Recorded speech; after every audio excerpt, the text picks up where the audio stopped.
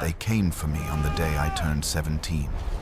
The Arbites had seen my kind before, knew the signs, the telltale tremors in reality that marked a soul touched by the warp. But it was not the Arbites who truly found me. It was the Silent Sisters, the Emperor's collectors, aboard their black ships that prowl the void. I was currency in a transaction I never agreed to, a tithe paid in human souls to keep humanity from damnation. This is what happens when a black ship takes you. My name was Kale Harvesh, born in the mid-levels of Hive Tertius, on the world of Varsavia. I was not always monster. Once, I was merely human, the third child of a manufactorum shift supervisor and a textile worker. We were not wealthy, but neither were we reduced to the desperation of the underhive. We had protein rations twice weekly, reclaimed water that tasted only faintly of metal, and a hab unit with 2 rooms instead of 1. By the standards of the Imperium, we were fortunate. My father worked the Prometheum refineries, managing the servitor crews that processed fuel for the planetary defense fleet. My mother operated industrial looms, weaving the rough fabric used for worker uniforms and body bags. They were loyal citizens of the Imperium, devoted to the God Emperor, never questioning the tithes or the quotas or the deaths that came with missed production targets. I had 2 older sisters, Mira, who worked as a clerk in the administratum offices, tracking shipment manifests with the dutiful precision expected of her station, and Sarah, who had married a junior tech priest and moved to a higher level of the hive, ascending both literally and socially. They were normal. They were safe. They were everything I would never be again. I was apprenticed to a scrivener, copying documents in the ornate high Gothic script required for official records. It was tedious work, but it kept my hands clean and my mind occupied. The scrivener halls were quiet places, filled with the scratch of quills on parchment and the murmur of prayers to the Emperor. I found peace there, in the repetition and ritual. The first sign came 3 months before my 17th birthday. A minor thing, easily dismissed. I was transcribing a shipping manifest when the quill snapped in my hand without pressure, simply splintered as if crushed by invisible force. My supervisor attributed it to poor quality materials. I knew better. I had felt something in that moment, a pressure building behind my eyes, a sensation like rage without source or target. The second sign came a week later. I was walking through the market district when a street preacher, one of those wild-eyed zealots who screamed about sin and redemption, grabbed my arm. The moment his flesh touched mine, I felt it. A rush of foreign sensation, emotions that were not my own, flooding through me. His fanaticism, his desperation, his secret doubts about the Emperor's divinity. I tore away from him, stumbling, and he looked at me with sudden recognition and terror. "Witch," he whispered, backing away. Then louder, "Witch." I ran. The crowd parted before me, some making the sign of the Aquila, others simply staring with the morbid curiosity that comes from seeing disaster unfold. I disappeared into the maze of access corridors that connected the mid-hive levels, losing myself among the pipes and ventilation shafts where only maintenance crews ventured. I did not understand what was happening to me. The Imperium teaches that psychers are abominations, that the witch and the mutant and the heretic are to be purged without mercy. We learned the catechisms young. Suffer not the witch to live. The mutant bears the mark of chaos, purity of body, purity of soul. I had recited these phrases 1,000 times, never imagining they would one day apply to me. For 2 weeks, I tried to continue as if nothing had changed. I returned to the scrivener halls, kept my head down, avoided physical contact with anyone, but the manifestations continued, growing stronger and more frequent. I began to hear things that were not spoken aloud, fragments of thoughts from those around me. A scrivener worrying about his sick child. A supervisor planning to embezzle from the tithe. A priest's lustful thoughts about a young acolyte. The knowledge was violating. unwanted, impossible to shut out. I tried to build walls in my mind, to close whatever door had opened inside me, but the thoughts kept bleeding through, a constant whisper at the edge of consciousness. And worse than the thoughts were the visions. I began seeing things that others could not see, shadows that moved independently of their casters, faces in the walls, twisted and hungry, patterns in the air that hurt to look at, geometries that should not exist. I knew enough Imperial doctrine to understand what I was seeing. The immaterium, the warp, the realm of daemons and nightmares that existed beneath reality's thin skin. One night, I woke from sleep to find my room filled with eyes. Thousands of them, unblinking, watching from the walls, the ceiling, the air itself. They were not physical. When I reached out, my hand passed through them. But they saw me, studied me with malevolent intelligence. I pressed my hands over my eyes and prayed to the Emperor until dawn, and when light finally came through the narrow window, the eyes faded like mist. I could not tell my family. How could I? My mother would have turned me in immediately, her devotion to the Emperor overriding any maternal instinct. My father would have tried to hide it, and we would both have been executed for harboring a witch. Mira would have reported me out of bureaucratic duty. Only Sira might have hesitated, might have felt some conflict between sisterly love and imperial law. But I could not risk her life with such knowledge. So I suffered in silence, each day a battle to maintain the appearance of normalcy, while my mind slowly came apart. I stopped attending services at the chapel, claiming illness. I worked longer hours at the Scrivener halls, hoping exhaustion would silence the voices. I avoided crowds, avoided touch, avoided anything that might trigger another episode. The final incident came without warning. I was transcribing a particularly dense legal document. My focus narrowed to the page before me, when a senior scrivener approached from behind. He placed his hand on my shoulder, a gesture of approval for work well done. The moment of contact triggered a cascade. I saw his life in an instant, saw his childhood in the underhive, the violence he had committed to escape it, saw the bribes he had paid for his position, saw the inferior materials he substituted for approved supplies, pocketing the difference, saw his contempt for the Emperor, for the Imperium, for all of us who labored in ignorance. And beneath all of this, I saw something else, a shadow inside him, something that whispered and promised and corrupted. The realization came with horror. He was tainted by chaos, not possessed, not yet, but touched by it, compromised, a vector for corruption within the administratum itself. I recoiled from his touch, knocking over my desk, spilling ink and parchment. The violence of my reaction drew attention from every scrivener in the hall. The senior scrivener stared at me with confusion that transformed rapidly into understanding, and then into fear. "You felt it," he said quietly. I ran. For the second time in a month, I fled through the hive's corridors, but this time, I knew there was no safety in hiding. He would report me to protect himself, would claim I was the corrupted one, that I had accused him to deflect suspicion from my own taint. And who would believe the word of a junior scrivener over a senior official? I made it home before the Arbites came. My family was gathered for the evening meal, such as it was. Reconstituted protein paste, fungus bread, reclaimed water. My mother was leading grace, thanking the Emperor for his bounty and protection. My father sat in exhausted silence, his shift having run long due to a refinery accident.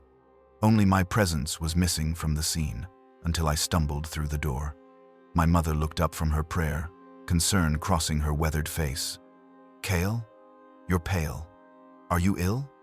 I opened my mouth to respond, to lie, to protect them for just a few more moments. But the words would not come. Instead, I felt the pressure building again behind my eyes, stronger than ever before. The room began to distort at the edges of my vision.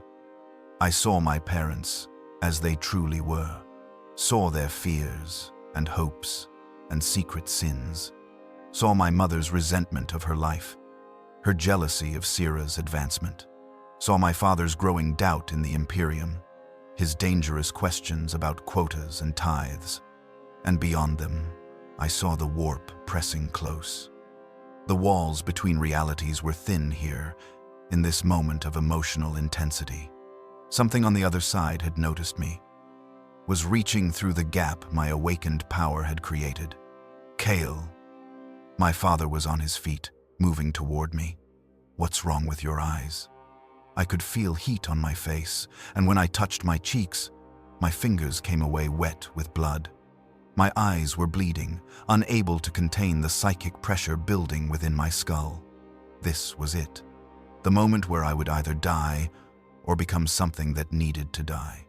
The door exploded inward, not from physical force, but from my own uncontrolled power lashing out in panic. The blast threw my parents backward, slamming them against the wall.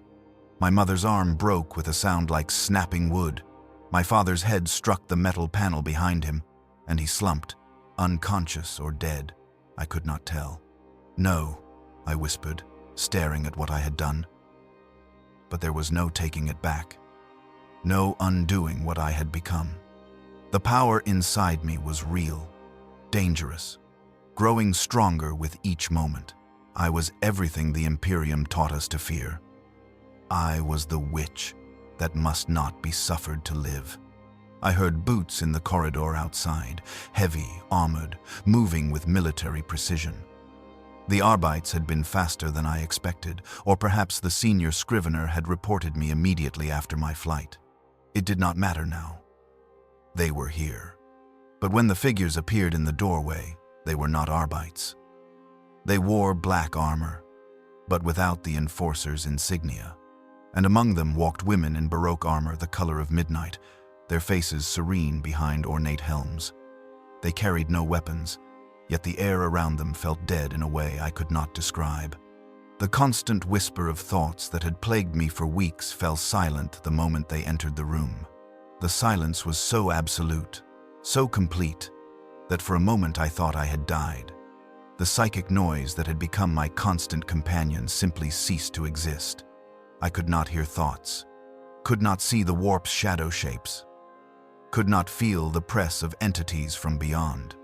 One of the women removed her helmet, revealing a face of inhuman beauty, unmarred by scar or blemish, eternally youthful.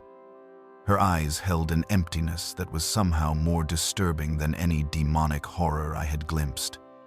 She was a sister of silence, a psychic null, a blank space in reality where the warp could not reach. She approached me without fear, without hesitation, and placed one bare hand against my forehead. The relief was immediate and overwhelming. The pressure behind my eyes vanished.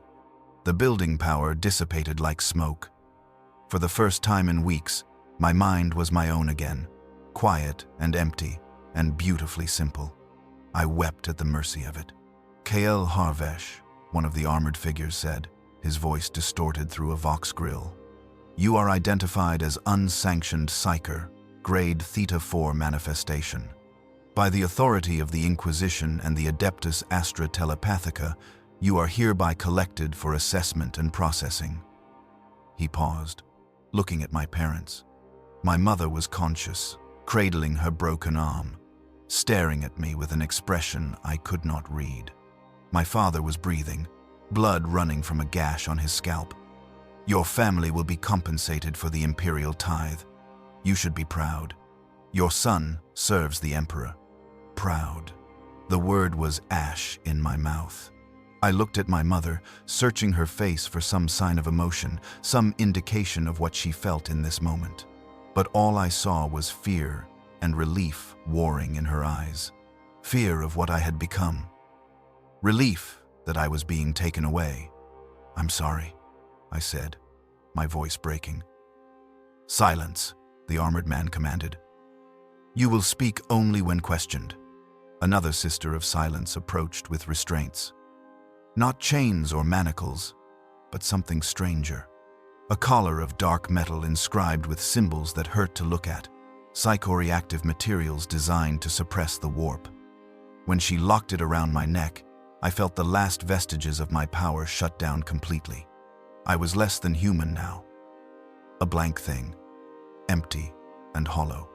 They led me from the HAB unit. I tried to look back, to see my parents one final time, but rough hands pushed me forward. The corridor outside was crowded with neighbors who had heard the commotion. They pressed themselves against the walls as we passed, making the sign of the Aquila, muttering prayers of protection. Some spat at me.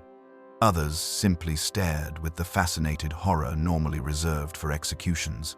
We walked through the hive's main thoroughfares, and I realized this public procession was deliberate.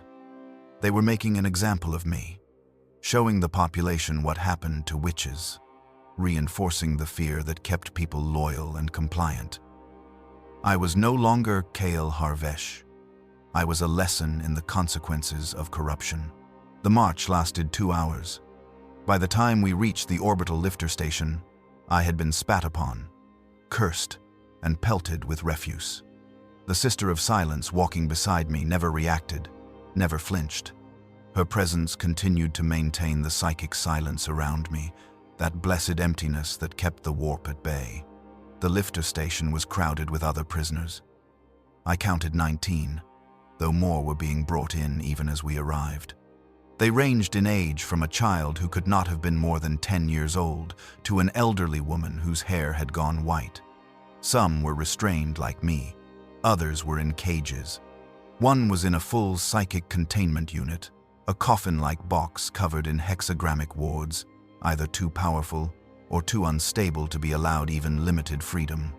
We were cargo now, souls collected for the Emperor's service, whether we willed it or not. The tithe had to be paid. The Imperium required psychers, required our cursed power, and so we were harvested like any other resource. Our consent was neither requested nor relevant. The lifter was a massive industrial platform designed for bulk transport. We were loaded into a holding area, with all the ceremony afforded to shipments of ore or manufactured goods. The deck was bare metal, cold enough to leach warmth through clothing. The walls were lined with more of those painful symbols, wards against psychic manifestation. As the lifter's engines powered up, beginning the ascent to orbit, I looked out through a narrow viewport at the hive below. Somewhere in that sprawling mass of humanity were my parents, my sisters, my former life. Everything I had been was already becoming memory, fading like a dream upon waking. The hive receded.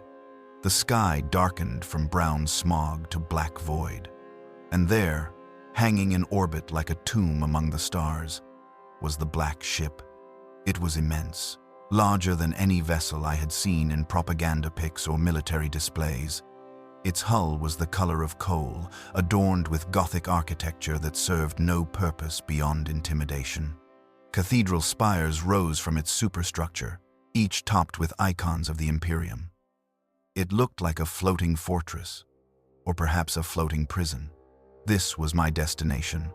This was where Kael Harvesh would cease to exist, and something else would take his place. If I survived, if I was strong enough, if I was pure enough. The ifs multiplied in my mind as the lifter completed its ascent and docked with the black ship's lower hold. The collar around my neck hummed with subtle power, keeping my psychic sense suppressed. The Sister of Silence stood nearby, ensuring no manifestation could occur. And somewhere beyond the hold's sealed doors, I could feel it. Even through the suppression, something vast and terrible and hungry, waiting to be fed. The Emperor's tithe had been collected. Now it would be processed.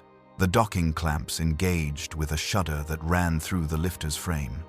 I felt it in my bones. That final connection between the world I had known and the vessel that would carry me away from everything familiar. The other prisoners stirred, some whimpering, others silent in their restraints. The child I had noticed earlier was crying softly, calling for her mother in a voice that cut through the hull's metallic groans. No one answered her. No one could offer comfort here. The hold's main doors opened with a hiss of equalizing pressure, and cold air rushed in, carrying with it a scent I had never encountered before. It was not the smell of the hive, that familiar mixture of human sweat and industrial chemicals and recycled air. This was something older, colder, laden with incense and something else beneath it. Fear, perhaps, or the accumulated despair of countless souls who had passed through these same corridors before me. The armored men who had collected me stood at attention as new figures entered the lifter. More sisters of silence, their armor more ornate than those who had taken me from my home. Behind them came robed adepts bearing data slates, and behind them, servitors whose human components had been reduced to the bare minimum necessary to operate the machinery grafted to their bodies. One servitor's face was a metal plate with a single optical sensor. Another had no head at all, just a dome of cogitators where a skull should have been. "Processing commence," one of the robed adepts announced, his voice flat and bureaucratic. "All collected materials will be cataloged and transferred to holding cells according to classification protocols. Resistance will be met with summary execution." Materials. That was what we were now. Not people, not citizens. Materials for processing. They began with the child. Two sisters of silence approached her cage, and the moment they drew near, her crying stopped. The psychic null effect silenced more than just powers. It silenced everything, stripping away even the most basic emotional responses, leaving only hollow biology behind. They opened the cage and lifted her out with mechanical efficiency. A robed adept scanned her with a handheld device that clicked and whirred, then made notations on his data slate. Subject 773, female, estimated age 9 years. Preliminary scan indicates grade Epsilon manifestation. Involuntary pyrokinesis confirmed. 3 deaths attributed. Recommended for immediate dampening and secondary assessment. He looked at the child with no more emotion than one might show examining a piece of equipment. Collar active. Transfer to holding cell block Tertius. The sisters carried her away. She did not struggle, did not cry out. The null field had reduced her to a walking shell, conscious but emptied of everything that made consciousness bearable. I watched her disappear through the doorway and wondered if I would see her again, or if she would be sorted into a different category, sent down a different path to a different fate. They worked through the prisoners methodically. Each was scanned, catalogued, assigned a number and classification. The elderly woman I had noticed was grade Zeta, telepathic manifestation, unstable. The man in the full containment unit was not removed from his box. They simply scanned the exterior and marked him as grade Alpha, extreme danger, priority processing. Whatever power he possessed was strong enough that even the containment wards were barely sufficient to hold it. My turn came with neither ceremony nor urgency. A sister of silence stood beside me, maintaining the suppression field, while the robed adept ran his scanner over my body. The device's readings flickered across its small screen in a language I could not read. Gothic script mixed with numerical values and probability matrices. Subject 894, male, age 16 years, 11 months. Preliminary scan indicates grade Theta 4 manifestation, uncontrolled telepathy, and minor precognition. Initial manifestation, approximately 3 months prior to collection. 1 injury attributed, non-fatal. Psychic taint assessment required. He paused, studying his data slate more carefully. Note: subject exposed to secondary corruption source. Flag for intensive purity screening. The mention of secondary corruption made my blood run cold. They knew about the senior scrivener, about what I had felt inside him. But did they understand I had not been corrupted myself? Merely sensed the corruption in another? Or would they assume the taint had spread to me through contact? Collar active. Transfer to holding cell block Secundus. Isolation protocols. Isolation. That word carried weight. It meant I would not be placed with the general population of collected psychers. It meant I was suspect, potentially compromised. requiring additional scrutiny before they could determine my fate. The Sisters of Silence guided me from the lifter into the black ship proper. The transition was immediate and overwhelming. Where the lifter had been purely utilitarian, bare metal and function, the black ship was a cathedral of oppression. The corridors were vast, wide enough for 10 men to walk abreast, their ceilings lost in shadow far overhead. Every surface was carved with devotional iconography, skulls and aquillas and saints in various states of martyrdom. Gargoyles jutted from support columns, their stone faces twisted in expressions of agony or ecstasy. I could not tell which. But more than the architecture, it was the wards that dominated everything. Hexagrammic symbols covered every wall, floor, and ceiling. Layer upon layer of psychic suppression worked into the very structure of the ship. Even through my collar's dampening effect and the Sisters' null field, I could feel the wards pressing down like a weight on my consciousness. They were not merely preventative, they were punitive, designed to cause discomfort to any psyker who came near them. We walked for what felt like hours, though it may have been only minutes. Time became difficult to judge in the unchanging corridors. We passed other groups of prisoners being led to different sections of the ship, each accompanied by their own sister escorts. We passed crew members, baseline humans who served aboard the black ship despite its grim purpose. They wore expressions of weary devotion, the look of those who had seen too much horror to be shocked by it anymore, but maintained their faith through sheer discipline. We passed sanctioned psychers, those who had already been processed, assessed, and deemed useful. They wore robes marked with the seal of the Adeptus Astra Telepathica and moved with the careful control of those who knew that one slip, one moment of weakness, would mean death. Some were blind, their eye sockets empty or sewn shut. Others bore different marks of their service, scars and brands and augmetic replacements. One had no mouth, the flesh grown over where lips had once been, his role requiring sending but not speaking. And everywhere, on every surface, in every shadow, the Emperor's image stared down at us, rendered in stained glass, carved in stone, painted on banners that hung from the ceiling like the flags of a conquering army. His eyes followed us as we walked, judging, measuring, finding us all wanting but accepting us anyway because necessity outweighed preference. We descended, level after level, deeper into the ship's heart.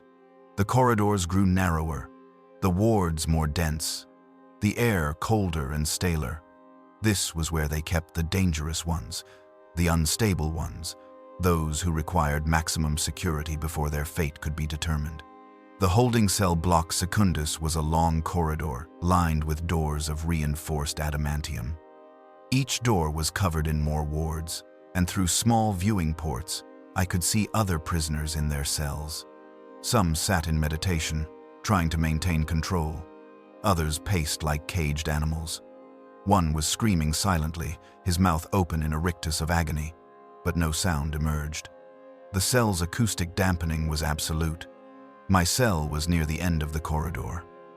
The Sister of Silence opened the door with a key code, and I was pushed inside before I could take in more than a glimpse of its interior. The door slammed shut behind me with a finality that echoed in my chest. The cell was perhaps 3 meters square. The walls were bare metal etched with hexagrammic wards so thick they overlapped, creating a pattern that hurt to look at. The floor was the same, cold against my feet despite my boots. A metal shelf extended from one wall, bare of any cushioning, serving as a bed. A hole in the corner with a drain beneath it served as a waste facility. That was all. No window, no decoration, no comfort of any kind. A single lumen strip in the ceiling provided harsh white light that never dimmed. I learned later that the lights never turned off, that the cells maintained constant illumination to prevent prisoners from establishing any sense of time or routine. Disorientation was another form of control. I sat on the metal shelf, feeling the cold seep through my clothing. The collar around my neck continued its subtle hum, keeping my psychic sense locked down. But even without active power, I could feel the oppressive weight of this place, the accumulated suffering of everyone who had been confined here before me. The walls themselves seemed to absorb misery, to radiate it back at whoever occupied the space. Time passed. I did not know how much. Without windows or any change in lighting, minutes and hours blurred together. I tried to sleep but found the metal shelf too uncomfortable, the cold too penetrating. I tried to pray but found the words hollow in my mouth, meaningless sounds without conviction behind them. What God would listen to prayers from a witch? Eventually, the door opened again.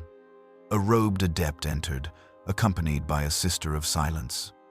The adept carried a tray containing a bowl of gray nutrient paste and a cup of water. He set it on the floor without a word, then withdrew.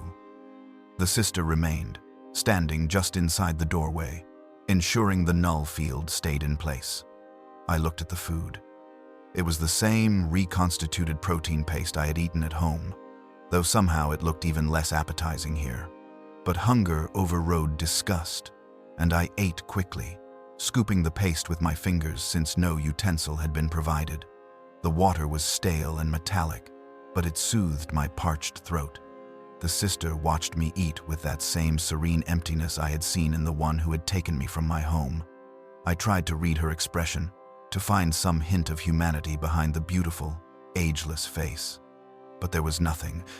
She was a void in human form, a weapon against the warp-given flesh. When I finished eating, she collected the tray and left.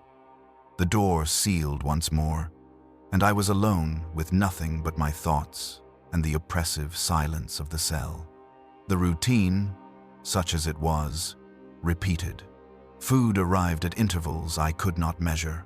Sometimes it felt like hours between meals, sometimes like days. I began to lose track of how long I had been aboard the black ship. The constant light, the unchanging temperature, the complete absence of any external reference point, all conspired to fragment my sense of time. I was not alone in the cell block, though I could not communicate with the others. Sometimes I heard sounds through the walls, muffled by the acoustic dampening but still audible. Sobbing, screaming, laughter that sounded more like madness than humor. Once, I heard what sounded like prayers being recited in a language I did not recognize, the words running together in a desperate litany. And once, I heard something else, a scratching sound, rhythmic and persistent, coming from the cell beside mine. Someone was carving something into the walls, their fingernails or perhaps something else scraping away at the metal despite the pain it must have caused. The scratching continued for what felt like hours, then stopped abruptly. I never heard any sound from that cell again.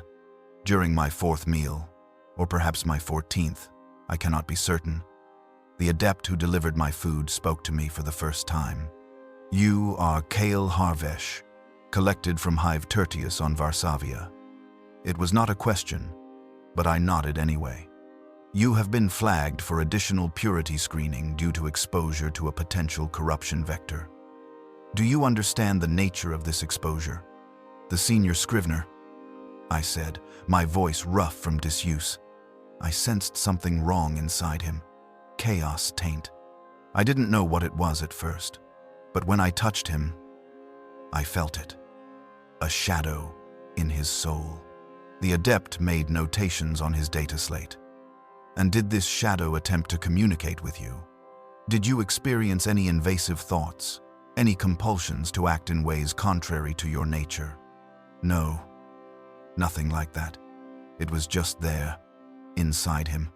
I saw it the same way I started seeing people's thoughts. It wasn't trying to reach me. I don't think it even knew I could sense it." More notations. "Describe the nature of the taint. What form did it take in your perception?" I struggled to find words for something I had barely understood. It was like a stain or a crack, something that didn't belong, that distorted everything around it. His thoughts were wrong, twisted. He hated the Emperor, but it wasn't just disbelief or rebellion. It was something deeper, something that came from outside him.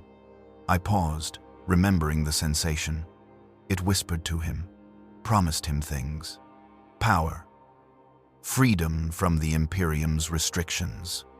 And he was listening. The adept studied me with clinical interest. You possess some degree of empathic sensitivity. Then, the ability to perceive emotional states and, in this case, spiritual corruption. He tapped his data slate. This is consistent with your preliminary classification. Grade Theta 4 manifestation typically includes telepathic reception and limited empathic sensing. The precognitive elements are minor, likely stress-induced flashes rather than true foresight. What does that mean for me? I asked, though I was not certain I wanted to know the answer. It means you are potentially useful, provided you can be proven pure. The screening will determine if the corruption you sensed in the other has taken root in you.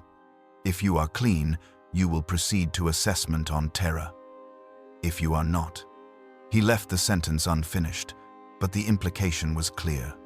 How long will the screening take? As long as necessary. Days, weeks, months. Time is irrelevant. Only purity matters. He turned to leave, then paused at the doorway. For what it may be worth, your initial scans show no signs of taint, but scans can be deceived.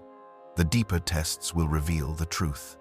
He left, and I was alone once more with this new knowledge. I was under suspicion, held in isolation, while they determined if I had been corrupted by merely sensing corruption in another. The absurdity of it struck me, how I was being punished for the very sensitivity that might make me useful to them. But this was the Imperium's way. Better to destroy 100 innocents than allow one tainted soul to slip through. The waiting was its own torture.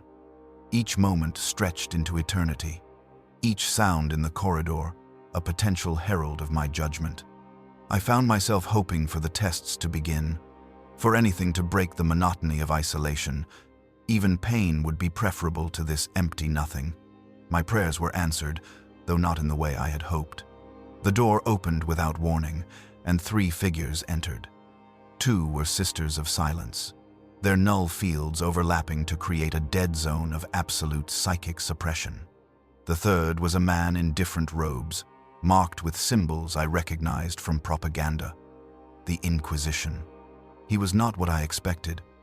Where I had imagined an ancient figure, scarred and augmented from decades of hunting heretics, this man was young, perhaps only a decade older than me.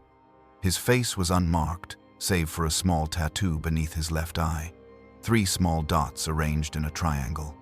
His eyes were gray and cold, the eyes of someone who had seen humanity's darkest truths and felt nothing but determination to purge them. "Kael Harvesh," he said, his voice soft but carrying absolute authority.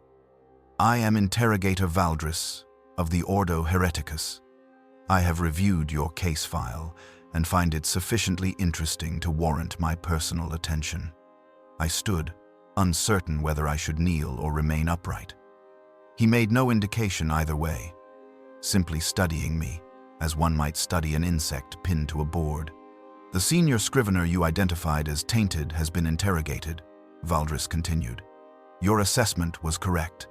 He had been compromised by a cult operating within the Priests Administratum, worshippers of the ruinous powers, who used their positions to corrupt imperial records and divert resources to chaos forces. Your sensing of his taint prevented what would have been a significant breach of security. Relief flooded through me. I had been right. I had not imagined it. The corruption had been real.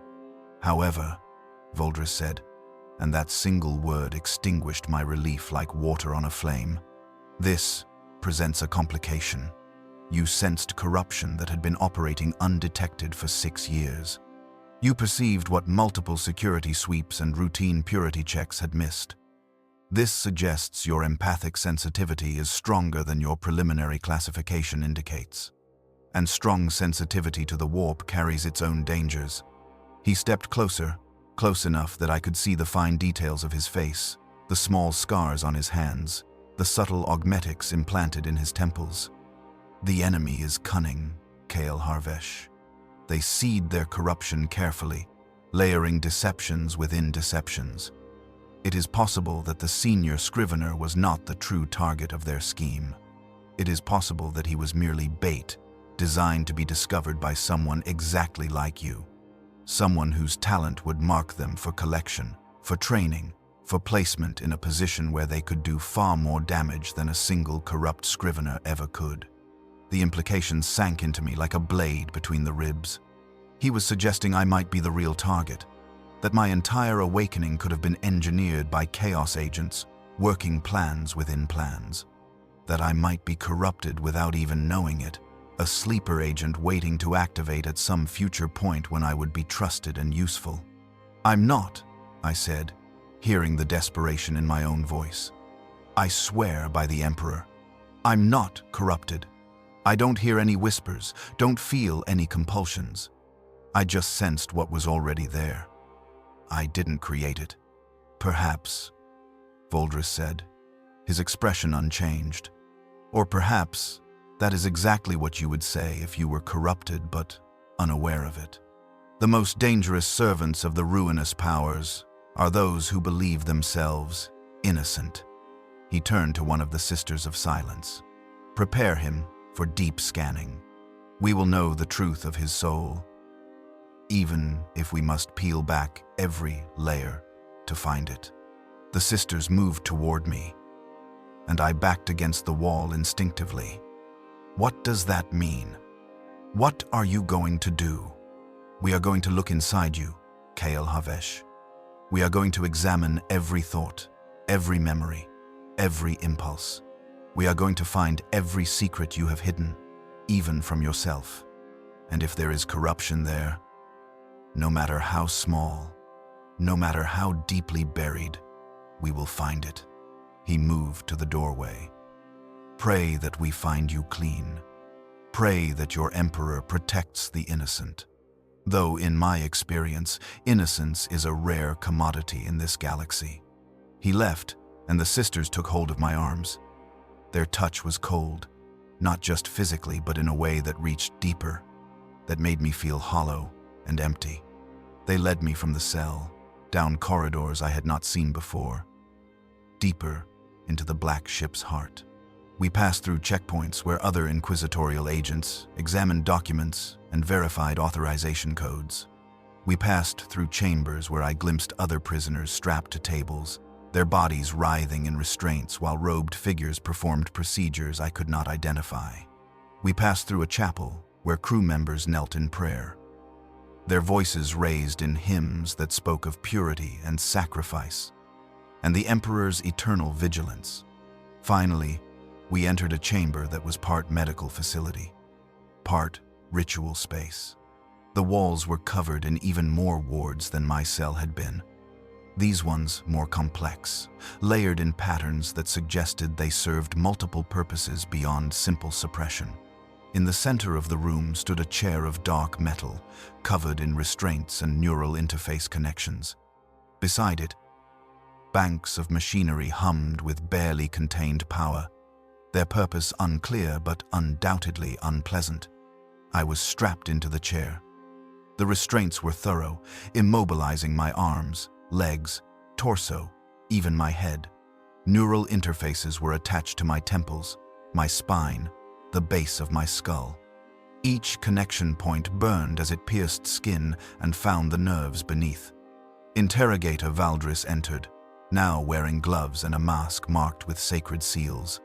With him came a robed figure I had not seen before, hunched and ancient, their face hidden beneath a deep hood. "This is Lex Mechanic Thorn," Valdris said, gesturing to the robed figure. "They will conduct the deep scan. I will monitor for signs of deception or corruption.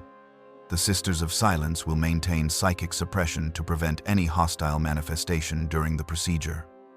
He looked down at me with those cold gray eyes. "This will be painful, Kael Harvesh.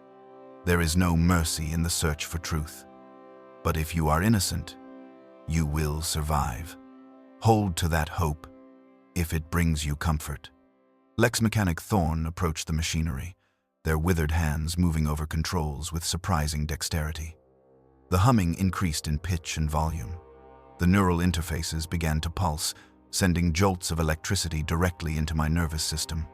And then they turned on the machine, and I learned what it truly meant to have your soul examined by the Imperium's instruments of truth. The pain was unlike anything I had experienced. It was not physical, though my body certainly suffered. It was deeper, more fundamental. I felt my consciousness being peeled apart, layer by layer. Every memory examined and catalogued, every thought weighed and measured. They rifled through my mind like clerks sorting documents, discarding the irrelevant and marking the suspicious for further review. I saw my life played back before me in fragments. My childhood, my family, my work at the Scrivener halls, every lie I had ever told, every unkind thought I had harbored, every moment of doubt or weakness or sin. Nothing was private. Nothing was sacred. They saw it all, judged it all, and found me wanting in 1,000 small ways that accumulated into a portrait of human imperfection. But through it all, they found no taint, no whisper of chaos, no corruption hidden in the crevices of my soul. I was simply what I appeared to be, a frightened boy whose psychic awakening had come at the worst possible time, who had sensed corruption by accident rather than design. When they finally released me from the chair, I could not speak, could not move. The experience had hollowed me out, left me empty and raw. The Sisters of Silence carried me back to my cell and deposited me on the metal shelf. And I lay there shaking, unable to process what had been done to me. Hours or days later, Interrogator Valdris returned. "You have been judged pure, Kael Harvish." The deep scan revealed no evidence of corruption, no signs of chaotic influence. "You are cleared for transport to Terra and formal assessment." He paused at the doorway. "Consider yourself fortunate. Most who undergo deep scanning do not survive with their minds intact. Your resilience speaks well of your potential utility to the Imperium." He left, and I remained on the shelf, staring at the warded ceiling, understanding for the first time the true nature of the system I had been collected into. This was not about justice or mercy or protection. This was about utility. I was a resource to be exploited, a tool to be tested for flaws before use. And if I had been found wanting, I would have been discarded as easily as a broken piece of equipment. The black ship would carry me to Terra. I would face further testing, further sorting, further dehumanization. But I had survived the first threshold. I had been judged and found pure, if not innocent. It was, I suppose, the best I could hope for. After the deep scanning, I was moved from isolation to the general holding cells. The transition was meant to be a relief, I suppose. Evidence that I had been cleared of suspicion and could be processed with the rest of the collected psychers. But relief was not what I felt when the Sisters of Silence led me through the corridors to a different section of the black ship. The general holding area was vastly different from the solitary confinement I had endured. Where my isolation cell had been small and silent, this was a vast chamber that stretched upward into darkness, its ceiling lost beyond the range of the dim lumens that provided sparse illumination. The chamber was circular, its walls lined with cells stacked 5 levels high, connected by narrow catwalks of corroded metal. Each cell was fronted with bars rather than solid doors, allowing the occupants to see and be seen, to hear and be heard. And there were so many of them. I had known intellectually that the black ship collected psychers from multiple worlds, that the tithe was widespread and continuous. But knowing in abstract and seeing in concrete are different things. There must have been 200 prisoners in this chamber alone, and I learned later that this was merely one of 7 such holding areas aboard the ship. The scale of the operation was staggering. The noise was overwhelming after weeks of silence. Crying, praying, screaming, laughing, the sounds of madness and despair echoing off the metal walls in a constant cacophony. Some prisoners sat in meditation, trying to maintain mental discipline in the face of horror. Others paced their cells like caged animals, wearing paths in the metal floor. Still others simply stared into nothing, their minds already broken by what they had experienced or what they could see that others could not.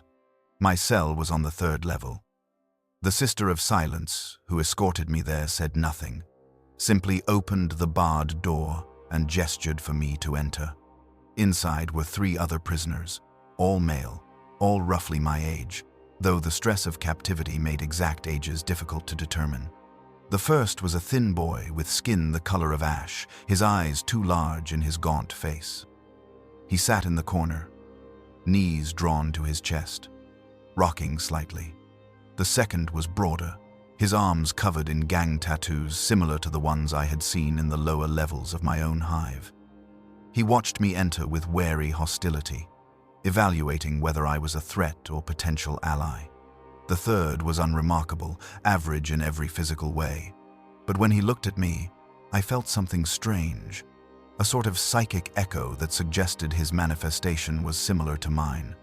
"New arrival," the tattooed one said, his voice rough. I hesitated, uncertain of the etiquette in this place, uncertain whether honesty was safe or dangerous. But deception seemed pointless. We were all prisoners together, all headed toward the same uncertain fate. Kale Harvish. I'm telepathic mostly. I hear thoughts sometimes, feel emotions, and I see things that aren't there, or maybe are there but shouldn't be visible. I gestured vaguely, trying to encompass the complexity of warp sight in simple terms. The tattooed boy nodded. I'm Vorn, pyrokinetic. I can make things burn just by thinking about it. Got good at it in the gang wars, until I burned down a hab block by accident and killed 30 people. He said it without remorse, simply stating fact. The thin one there is Petir. He doesn't talk much anymore. Precognitive. Sees the future, but what he sees drives him mad. And that's Davos. He indicated the average-looking boy. Telepath like you, but stronger. He can push thoughts into people's heads, not just read them. Davos nodded in greeting. Don't worry about Vorn's history. We're all killers here, whether we meant to be or not. That's the nature of the curse. His voice was calm, almost soothing, with a cadence that suggested education beyond what most hivers received. The question is not what we did, but what they'll make us do. I moved to the only unoccupied corner of the cell and sat, feeling the cold of the metal floor seep through my clothing. The collar around my neck continued its constant hum, suppressing my abilities, though I noticed my cellmates wore similar devices. Every psyker aboard this ship was kept dampened, prevented from accessing their powers, except under controlled circumstances. How long have you been here? I asked. I've lost track, Vorn said. Weeks, maybe months. They don't tell us anything, just feed us twice a day and run us through tests when they feel like it. Petir's been here the longest, collected before any of us. Haven't you, Petir? The thin boy did not respond, just continued his rocking, his two large eyes staring at something none of us could see. What kind of tests? I asked, though part of me did not want to know. They measure our strength, Davos explained. Bring us to a testing chamber, remove the collar temporarily, and force us to manifest our powers under controlled conditions. They record everything, measure the intensity, the stability, the control. Then they collar us again and drag us back here. He paused. Some don't come back from the tests. If you're too weak, you're culled. If you're too strong and unstable, you're also culled. They're looking for a narrow range of acceptable utility. And if you're in that range, then you get to live a little longer until they decide what to do with you. The strongest and most stable get sent to Terra for proper training. The merely adequate get assigned to lesser roles. And the rest. He made a gesture like scattering dust. The rest become fuel. Fuel. The word hung in the air between us, heavy with implication. I thought of the Astronomicon, the great psychic lighthouse that guided ships through the warp. powered by the souls of psychers burned like candles. I thought of the Golden Throne itself, the Emperor's life support, which required constant sacrifice to maintain. We were not just prisoners. We were a resource, finite and consumable. "How do you stay sane in here?" I asked, looking around at the chaos of the holding chamber, the constant noise and misery. Vorn laughed, a bitter sound. "Who says we're sane? We're all mad here, just in different ways. I stay focused by remembering that I was already dead the moment my power manifested. Everything after that is borrowed time." He stretched, his tattooed arms flexing. "I killed 30 people. Kale. 30 men, women, and children. Burned alive because I lost control for 1 second. If serving the Imperium is my penance, then so be it. Better that than dying meaningless." Davos had a different perspective. "I stay sane by learning everything I can about this place, about the process, about what awaits us. Knowledge is power, even when you're powerless." He gestured at the other cells. "I've talked to dozens of prisoners, heard their stories, pieced together how the system works. The more you understand, the better your chances of surviving it." "And what have you learned?" I asked, genuinely curious. "That the Imperium's need for psychers is vast and growing, that chaos incursions are increasing across the galaxy, requiring more sanctioned psychers to combat them, that the Astronomican's appetite is insatiable, consuming thousands of souls daily just to keep functioning." He lowered his voice. "And that the black ships are not simply collection vessels, they're mobile processing facilities.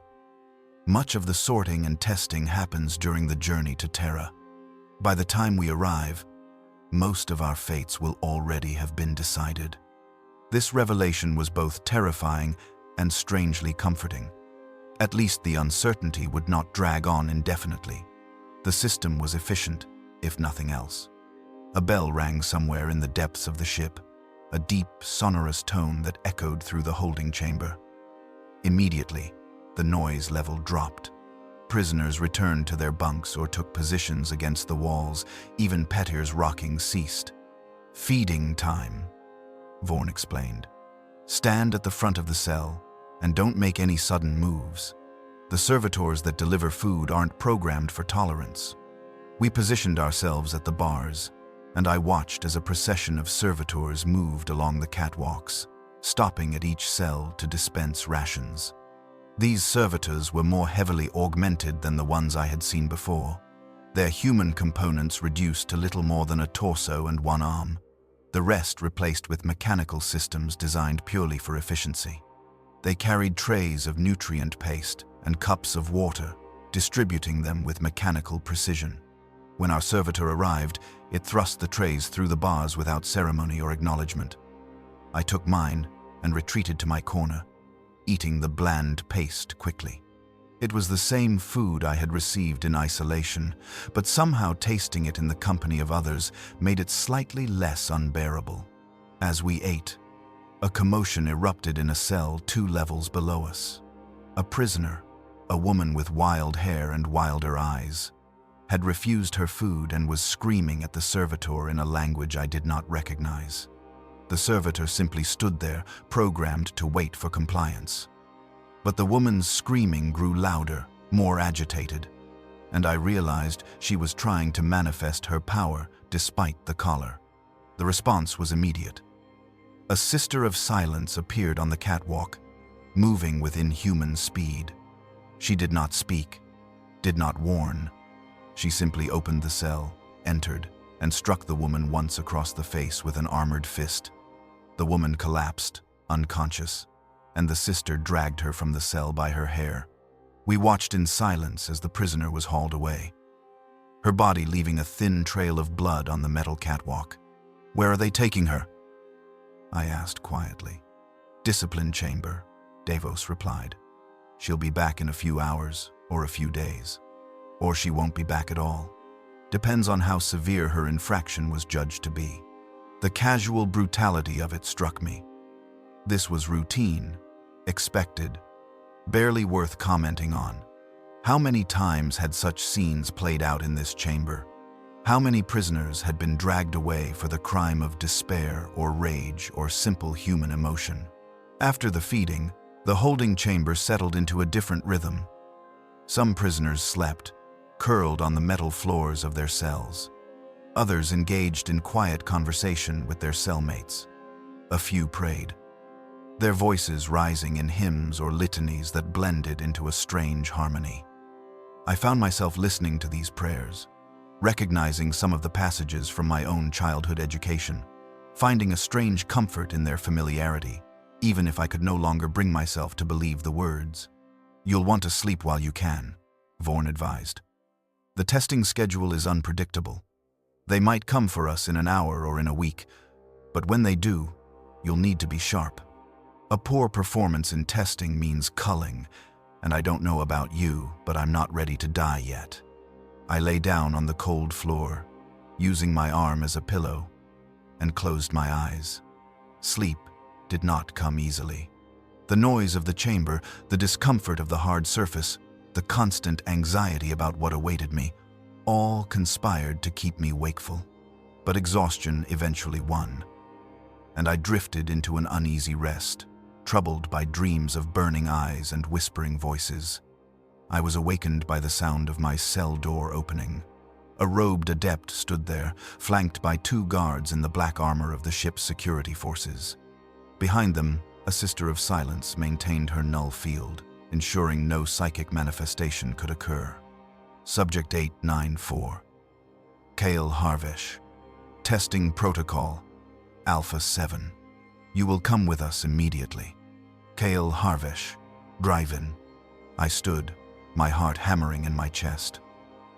Vorn gave me a nod of encouragement. Davos offered a quiet, "Good luck." Even Petter seemed to focus on me for a moment, his eyes briefly clearing of whatever visions haunted him. I followed the adept and his escorts out of the cell, along the catwalk, and down a series of narrow staircases to the chamber's ground level. We exited through a massive doorway and entered a different section of the ship, one I had not seen before. The testing wing was cleaner than the holding chambers, its corridors wider and better lit. The walls here were not just covered in wards, but lined with monitoring equipment, data collectors and vid recorders that tracked everything that happened in this space. We passed several sealed chambers, and through reinforced windows, I glimpsed other prisoners undergoing tests. One was levitating objects with visible strain. Another was engaged in what appeared to be psychic combat with a sanctioned psyker, their invisible war made visible only through the readings on surrounding monitors. My testing chamber was smaller than I had expected, perhaps 10 meters square. The walls were bare metal reinforced with hexagrammic wards. In the center of the room stood a simple metal chair, and beside it, a table covered with various objects. A candle, a data slate, a small metal sphere, a cup of water, a sealed box, suppressing my abilities, though I noticed my cellmates wore similar devices. Every psyker aboard this ship was kept dampened, prevented from accessing their powers, except under controlled circumstances. "How long have you been here?" I asked. "I've lost track," Vorn said. "Weeks, maybe months. They don't tell us anything. Just feed us twice a day and run us through tests when they feel like it. Pettir's been here the longest, collected before any of us. Haven't you, Pettir?" The thin boy did not respond, just continued his rocking, his 2 large eyes staring at something none of us could see. "What kind of tests?" I asked, though part of me did not want to know. "They measure our strength," Davos explained. "Bring us to a testing chamber, remove the collar temporarily, and force us to manifest our powers under controlled conditions. They record everything, measure the intensity, the stability, the control. Then they collar us again and drag us back here." He paused. "Some don't come back from the tests. If you're too weak, you're culled. If you're too strong and unstable, you're also culled. They're looking for a narrow range of acceptable utility. And if you're in that range, then you get to live a little longer until they decide what to do with you." The strongest and most stable get sent to Terra for proper training. The merely adequate get assigned to lesser roles. And the rest. He made a gesture like scattering dust. The rest become fuel. Fuel. The word hung in the air between us, heavy with implication. I thought of the Astronomicon, the great psychic lighthouse that guided ships through the warp, powered by the souls of psychers burned like candles. I thought of the Golden Throne itself, the Emperor's life support, which required constant sacrifice to maintain. We were not just prisoners. We were a resource, finite and consumable. "How do you stay sane in here?" I asked, looking around at the chaos of the holding chamber, the constant noise and misery. Vorn laughed, a bitter sound. "Who says we're sane? We're all mad here, just in different ways. I stay focused by remembering that I was already dead the moment my power manifested. Everything after that is borrowed time." He stretched, his tattooed arms flexing. "I killed 30 people. Kale. 30 men, women, and children. Burned alive because I lost control for 1 second. If serving the Imperium is my penance, then so be it. Better that than dying meaningless." Davos had a different perspective. "I stay sane by learning everything I can about this place, about the process, about what awaits us. Knowledge is power, even when you're powerless." He gestured at the other cells.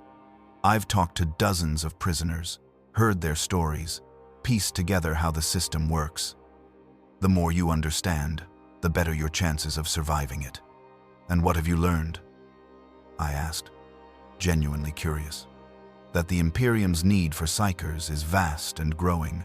That chaos incursions are increasing across the galaxy, requiring more sanctioned psychers to combat them. That the Astronomicon's appetite is insatiable, consuming thousands of souls daily just to keep functioning." He lowered his voice. "And that the black ships are not simply collection vessels. They're mobile processing facilities. Much of the sorting and testing happens during the journey to Terra. By the time we arrive, most of our fates will already have been decided." This revelation was both terrifying and strangely comforting. At least the uncertainty would not drag on indefinitely. The system was efficient, if nothing else. A bell rang somewhere in the depths of the ship, a deep, sonorous tone that echoed through the holding chamber.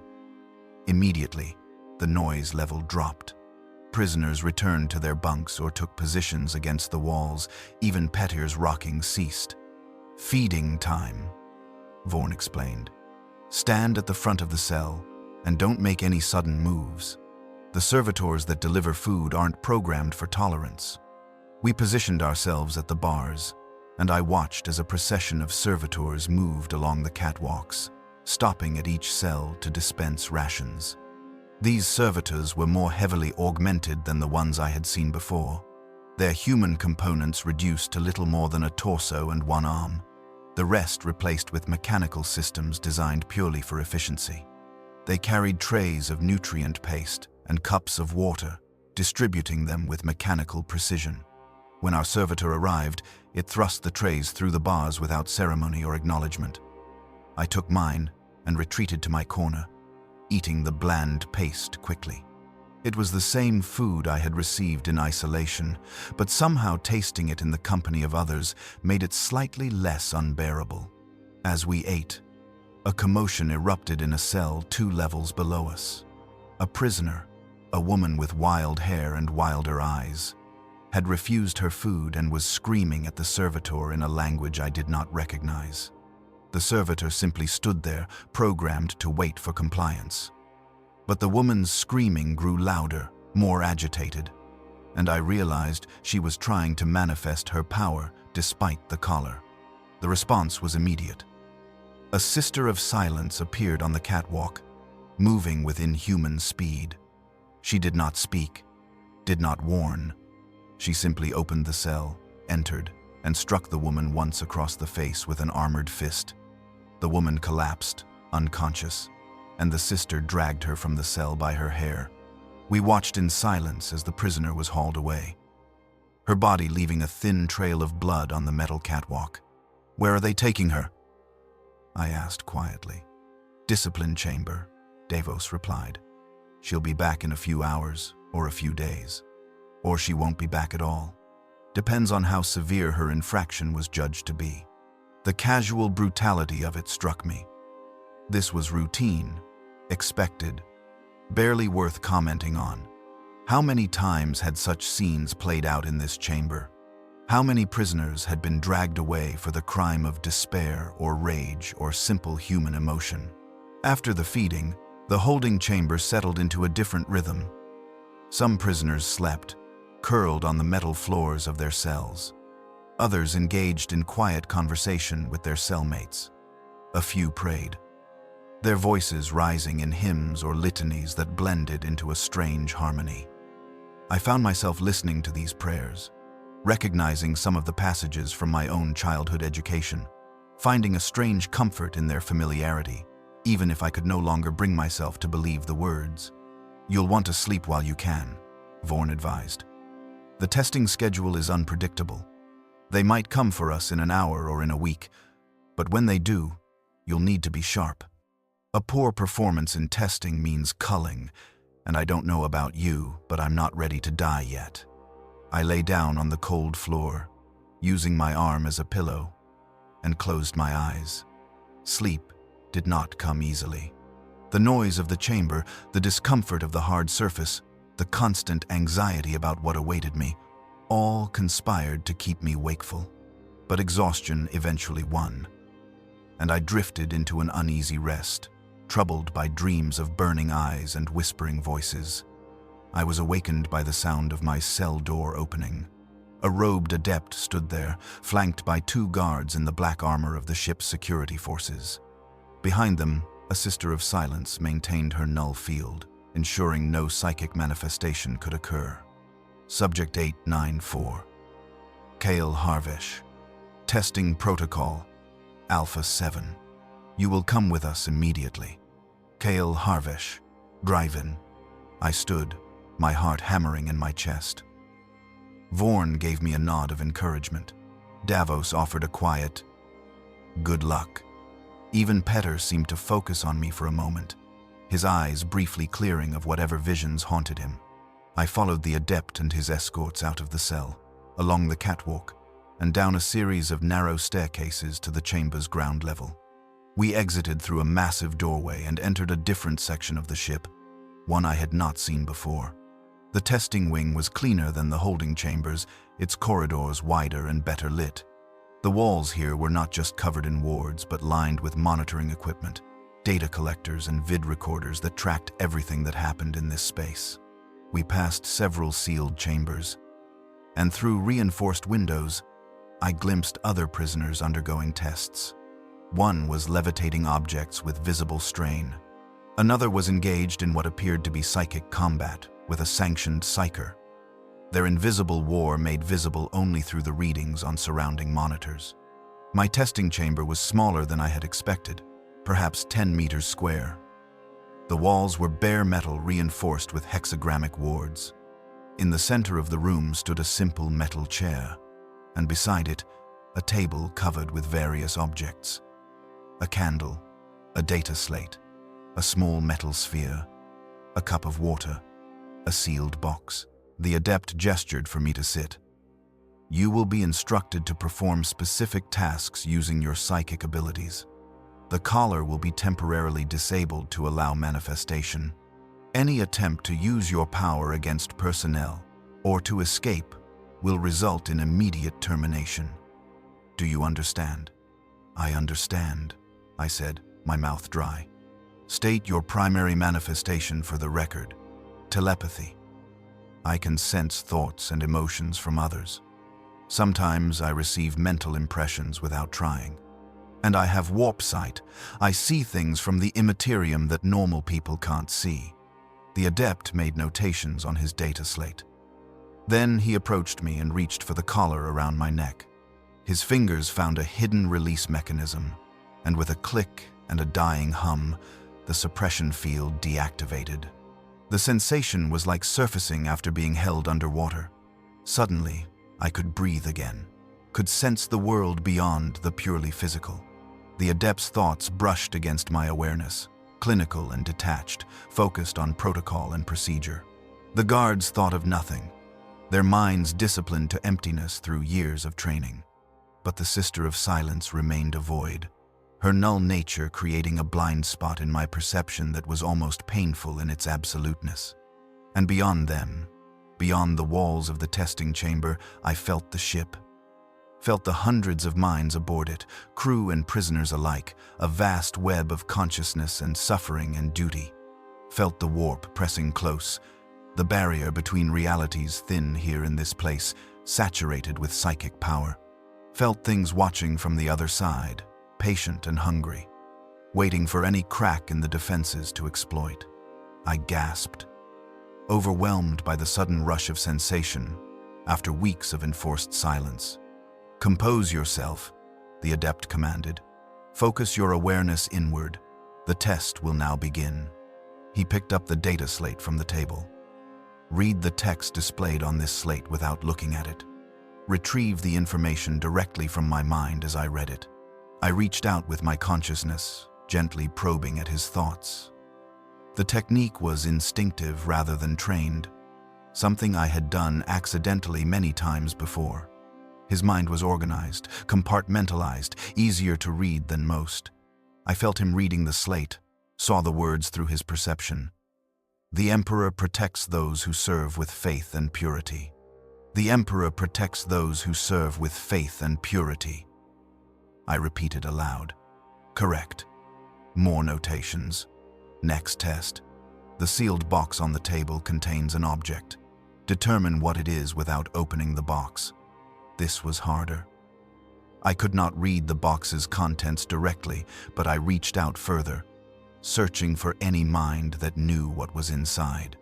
Found it in the adept's consciousness, a memory of placing the object there before the test. A small metal aquila, symbol of the Imperium. "An aquila," I said. "Metal, approximately 3 centimeters across." "Correct."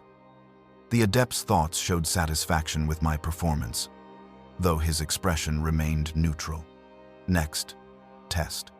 Project a thought into the mind of Guard 1. He indicated one of the security guards. A simple word or phrase. Guard 1 will speak aloud what he perceives. I had never done this before, had only ever received thoughts, not sent them. But I focused on the guard's mind, finding it surprisingly receptive despite its training. Perhaps that was the point of the test, to see if I could overcome mental discipline. I chose a simple word, throne. The guard stiffened slightly. "Throne," he said, his voice uncertain. "I heard the word throne in my mind, sir." "Confirmed." The adept made more notes, his thoughts revealing that I had performed better than expected. Final test. Observe the room with your warp sight. Describe any non-physical entities or phenomena you perceive. I let my awareness expand differently, shifting my perception to that strange doubled vision where the material and immaterial overlapped. The room looked the same at first, but then I began to see the other things. The wards on the walls glowed with a faint light, psychically active defenses maintaining a barrier against intrusion. Small shapes flitted at the edges of my vision, not quite visible, not quite substantial. Minor warp entities drawn to the concentration of psychic power, but unable to fully manifest through the ship's protections. And there, in the corner of the room, something larger. A shadow that was not cast by any physical object. A presence that watched with malevolent interest. Not a daemon, not yet, but something on the verge of becoming one. A coalescence of negative emotion and warp energy that sought form and purpose. "There's something in the corner," I said, my voice shaking slightly. "A shadow thing. It's watching us. It's angry and hungry and it wants to be real but can't. The wards are keeping it at bay." The adept's thoughts confirmed my observation. They knew it was there, had deliberately left it as part of the test to see if I could perceive it. "Accurate. And can you sense its nature?" Its source? I looked deeper, following the threads of connection that bound the entity to its origin. It's feeding on the fear and pain of the prisoners. Every person suffering in the holding chambers gives it a little more substance. It's not strong enough to break through yet. But if enough fear accumulated, if the wards failed, I did not need to finish the sentence. Sufficient.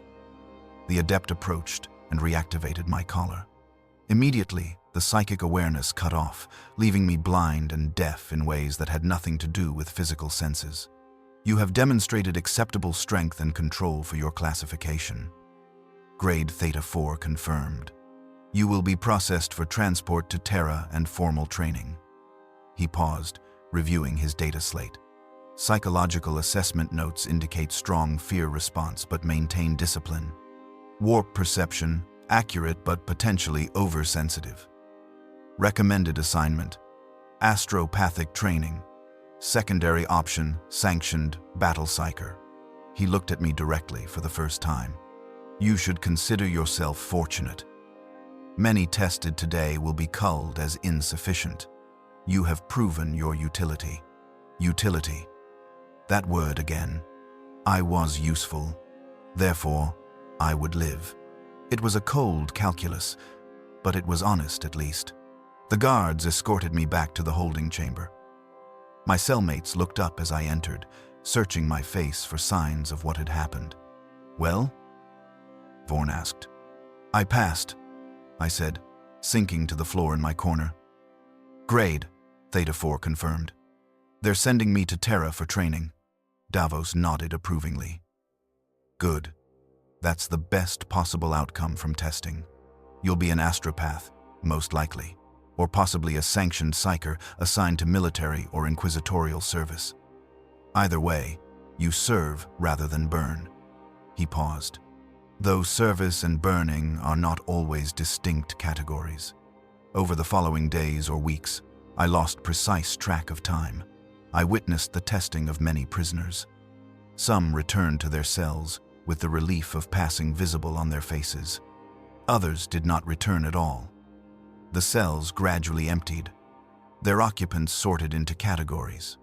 Those bound for Terra, those assigned to lesser duties, and those who simply disappeared. We did not speak of where the disappeared went. We all knew. Petir was tested and did not return. His precognitive abilities were too unstable, his visions too consuming. Vorn passed his testing with high marks. His pyrokinesis deemed suitable for battle psyker training. Davos passed as well. His telepathic projection abilities marking him for specialized service, possibly with the Inquisition. The holding chamber grew quieter as its population dwindled. Where there had been 200 prisoners, now there were barely 50. The rest had been sorted, shipped out, or culled. Those of us who remained existed in a strange limbo, awaiting transport to Terra or assignment to other duties. During this waiting period, I had my first extended conversation with a sanctioned psyker who served aboard the Black Ship. His name was Lector Bryn, and he had been soulbound to the Emperor 15 years ago, trained as an astropath, and then assigned to serve aboard the Black Ships as an overseer and counselor for collected psykers.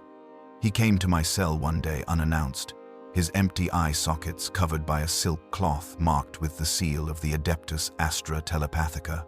Despite his blindness, he navigated the catwalk with perfect confidence, his warp sight compensating for the loss of physical vision. Kale Harvesh, he said, his voice warm despite the cold surroundings. I nodded, then realized he could not see the gesture. Yes, please. He entered the cell and sat across from me, his movements careful and deliberate. I have reviewed your testing records. You performed well. The path ahead of you will be difficult, but you have demonstrated the strength to walk it. What's it like? I asked. Being soulbound? Becoming an astropath? It is transformation, he said simply. You cease to be what you were and become something else. The pain is beyond description, but it passes. The blindness is permanent, but you gain sight of a different kind. And the connection to the Emperor, faint though it is, provides purpose and protection against the warp's predations. Is it worth it, the cost? He smiled, a sad expression. I have served for 15 years, transmitting messages across the Imperium, enabling communication that keeps humanity connected across the void. Fleets move according to my words. Wars are won or lost based on intelligence I relay.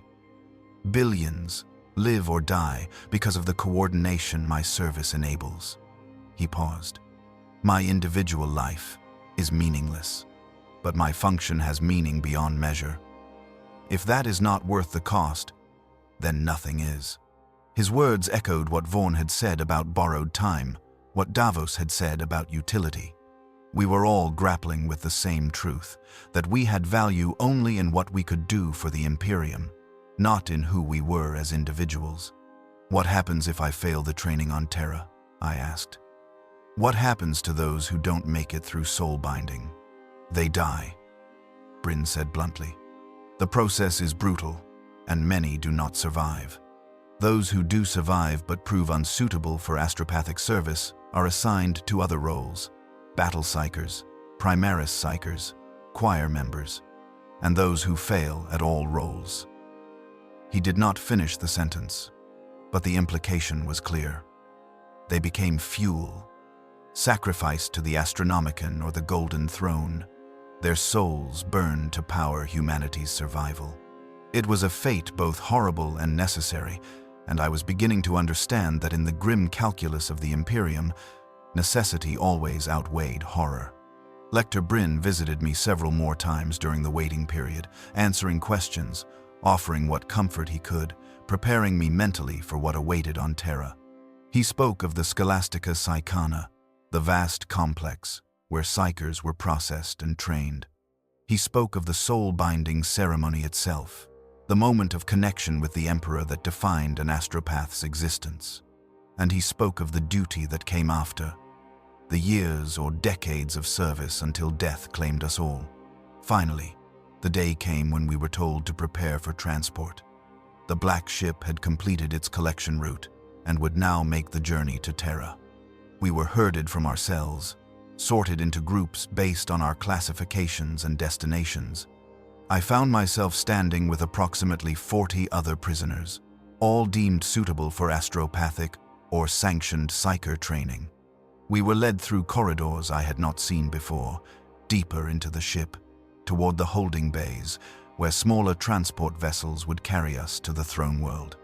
The journey would take weeks through the warp, Lector Bryn had told me, weeks spent in psychically shielded chambers to prevent any manifestation during transit. As we walked, I passed by a viewing port and caught a glimpse of the void beyond. Stars scattered across darkness, distant and cold and uncaring. And among them, barely visible, the faint glow of the Astronomicon, the psychic beacon that guided all ships through the warp. The light that consumed thousands of souls daily to keep burning. I was walking toward that light, toward Terra, toward the Emperor, toward transformation and duty and likely death. But I was walking with purpose now, with understanding of what I had become and what I would become. The black ship had taken me, had sorted me and tested me and broken me down until only utility remained. And now, it would deliver me to my fate. The Emperor's tithe had been collected, processed, and found acceptable. What remained was to burn brightly enough to justify the harvest. The transport vessel that would carry us to Terra was smaller than the black ship, but no less oppressive. Where the collection vessel had been a cathedral of suffering, this was a coffin with engines, designed purely for the secure transfer of dangerous cargo across the warp. We were loaded into holding chambers deep in its core, spaces so heavily warded that the air itself felt thick and resistant, as though reality had been compressed to prevent the immaterium from bleeding through.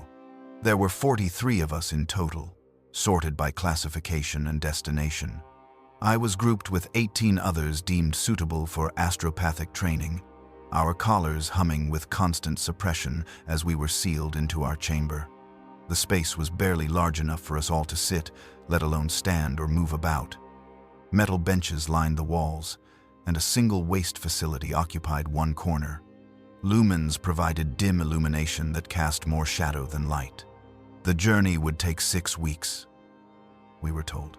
6 weeks in this metal box, sustained by nutrient paste dispensed twice daily through an automated slot, monitored by vid recorders whose lenses reflected our misery back at us in tiny points of red light. 6 weeks to contemplate what awaited us on the throne world. My companions were a mixture of hope and despair. Some prayed constantly, seeking solace in the liturgies and catechisms we had all been taught since childhood.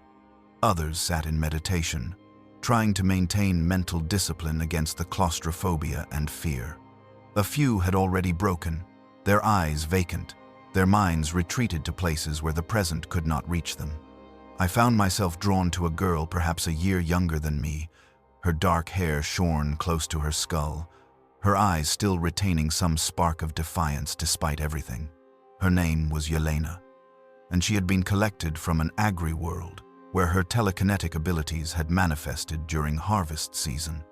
She had tried to help her family by lifting heavy loads with her mind, but the power had surged beyond her control, causing a storage silo to collapse and killing 2 workers. "They told me I was blessed," she said during one of our whispered conversations, her voice bitter, "that the Emperor had gifted me with power to serve him. But it doesn't feel like a blessing. It feels like a curse that I never asked for and can't escape." "Perhaps it's both," I replied. "Blessing and curse are often the same thing, just viewed from different angles." She looked at me with something like gratitude, as though relieved to find someone who understood the contradiction. "What do you think waits for us on Terra? Really, I mean, not the propaganda they feed us, but the truth." I thought of Lector Bryn's words, of the pain beyond description and the transformation that was really a destruction of self. "I think they'll break us down until nothing remains of who we were. Then they'll rebuild us into something useful, and if we're strong enough to survive that process, we'll spend whatever time we have left serving purposes we may never fully understand." "That's bleak. It's honest." She smiled sadly. "I suppose honesty is a luxury we can still afford, at least with each other." She paused. "What was your manifestation? How did they find you?" I told her about the senior scrivener, about sensing the chaos taint inside him, about the cascade of events that had led to my collection. She listened without judgment, then shared more of her own story. The panic and confusion of her powers awakening, the horror on her family's faces when they realized what she had become, the resignation in her mother's voice when the collectors arrived, as though she had been expecting them, as though she had always known her daughter was marked for this fate. Our conversations became a ritual, a way to maintain some sense of humanity during the endless transit.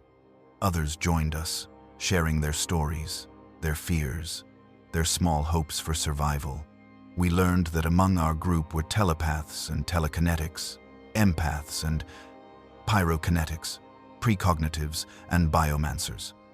Some had killed with their powers, intentionally or accidentally.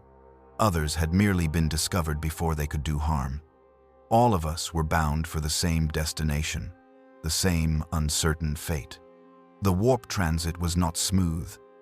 Several times during the journey, we felt the ship shudder and heard alarms echo through the corridors beyond our chamber. The wards around us would flare with painful intensity, making our collars vibrate with increased suppression. During these moments, we would huddle together, knowing without being told that something was trying to breach the vessel's defenses, that daemons and warp entities were drawn to the concentrated psychic potential we represented. Once, the wards failed partially in a section of the ship distant from our chamber. We heard the screaming over the internal Vox system before it was cut off, heard the reports of crew members shouting about manifestation and breach and heresy. The Sister of Silence assigned to our chamber left immediately, her null field desperately needed elsewhere. For 3 hours, we sat in terror. knowing that if the breach spread to our section, we would be helpless, unable to defend ourselves with our powers suppressed, unable to flee from the sealed chamber. But the breach was contained. The sisters and sanctioned psychers aboard the transport vessel fought back whatever had emerged, paid the price in blood and souls, and restored the integrity of the ship's defenses. When our sister returned, her armor was scorched and dented, covered in substances that steamed and hissed where they touched the metal. She said nothing, simply resumed her post. But her presence was more reassuring than any words could have been. Finally, after 6 weeks that felt like 6 years, we felt the ship transition from warp to real space. The sensation was distinct, a sudden easing of pressure, as though a weight that had been crushing us had lifted.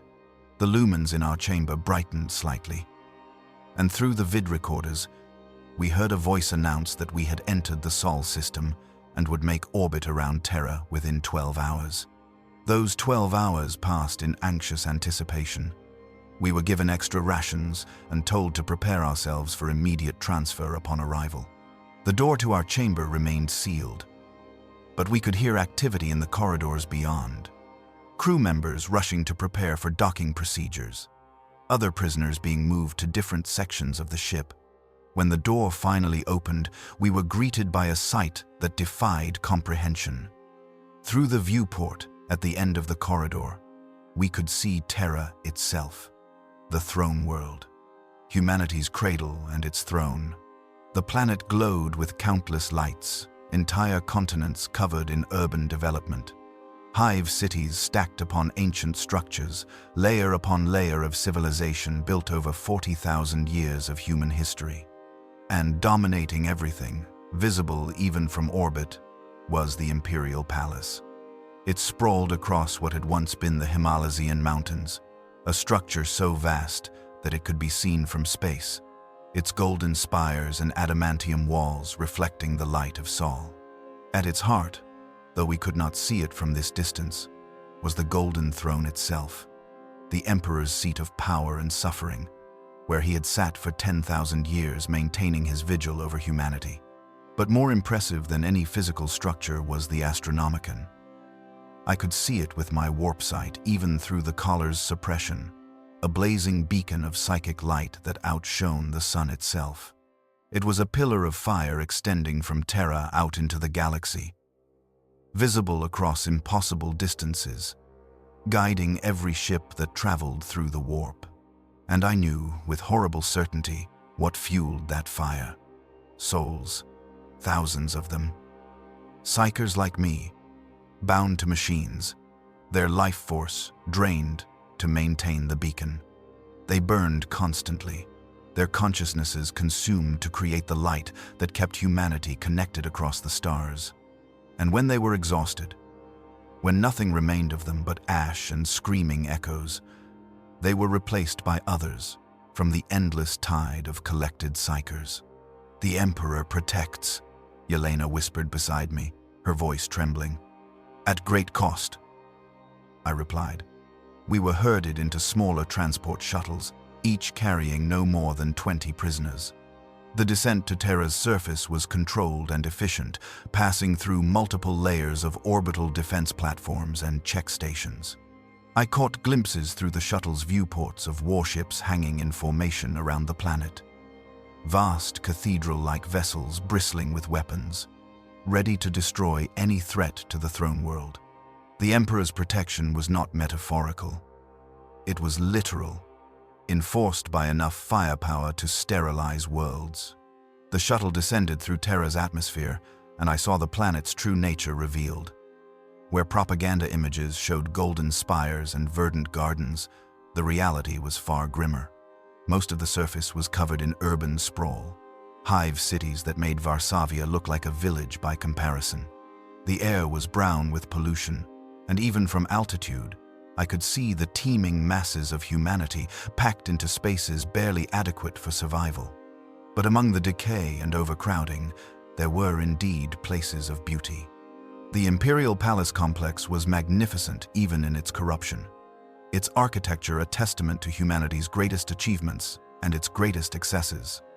Gardens did exist, carefully maintained areas of green amid the grey, reserved for the nobility and the favored.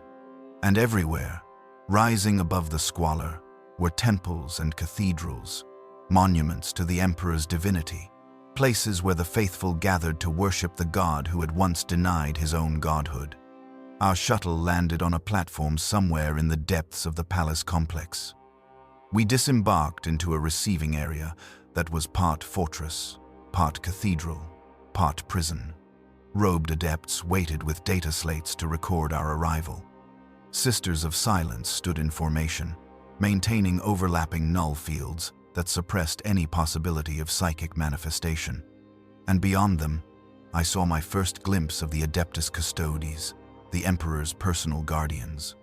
They were giants, even taller than the Astartes warriors I had seen in propaganda images, their armor gleaming gold, their weapons crackling with barely contained power.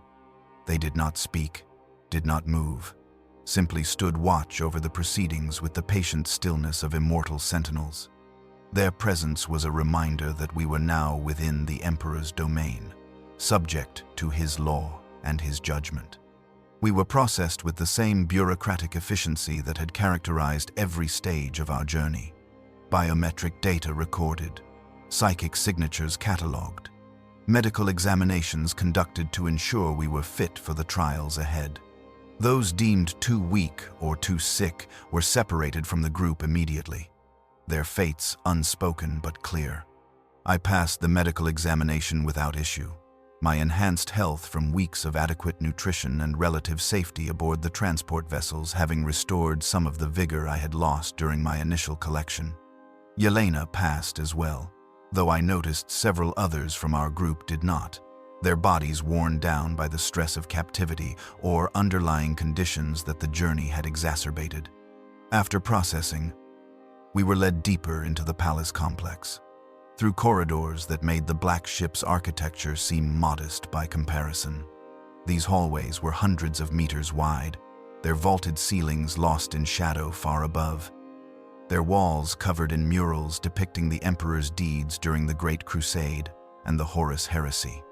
I saw scenes of triumph and tragedy rendered in obsessive detail. The Emperor battling the Dragon of Mars, the betrayal at Istvan, the final confrontation aboard the War Master's battle barge, and everywhere the iconography of devotion. Skulls by the thousands, each representing a sacrifice made in the Emperor's name. Aquilus so large they required entire walls to display. Passages from the Imperial Creed inscribed in letters of gold, proclaiming the Emperor's divinity and humanity's duty to serve without question or complaint. We descended through level after level, moving from the palace proper into the Sanctum Imperialis, the most secure and sacred region of the entire complex. Here, only the most trusted servants of the Imperium were permitted. Here, the Emperor's will was made manifest through his chosen instruments. And here, in a vast complex of chambers and testing facilities, was the Scholastica Psychana, where collected psychers were transformed into useful tools or discarded as failures. The entrance to the Scholastica Psychana was marked by a gate of dark metal, inscribed with so many wards that looking at it caused physical pain. 2 custodians stood guard, their presence a deterrent more effective than any lock or barrier. As we approached, the gate opened soundlessly, revealing a chamber beyond that took my breath away. It was enormous, larger than any space I had ever occupied. The ceiling was a dome of crystal, through which I could see the sky above, though heavily tinted to reduce the harsh light. The floor was marble, marked with circular patterns that I recognized as psychic focusing mandalas. And surrounding the central space were hundreds of doorways, each leading to different sections of the facility.